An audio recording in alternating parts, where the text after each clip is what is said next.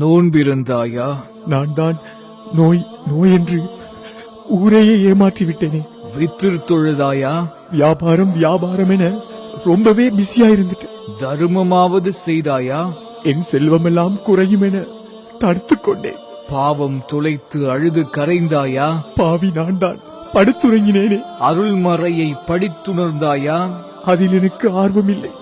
Facebook WhatsApp என என்னுடைய பொழுதுபோக்குகளை அதிலே கரைத்து விட்டேன். திருந்துவாய் என திரும்பி வந்தேன், வருந்துவாய் என விரும்பி வந்தேன், என்னால் சுவனம் அடைவாய் என எதிர்பார்த்திருந்தேன். நீ திருந்தவும் இல்லை, வருந்தவும் இல்லை.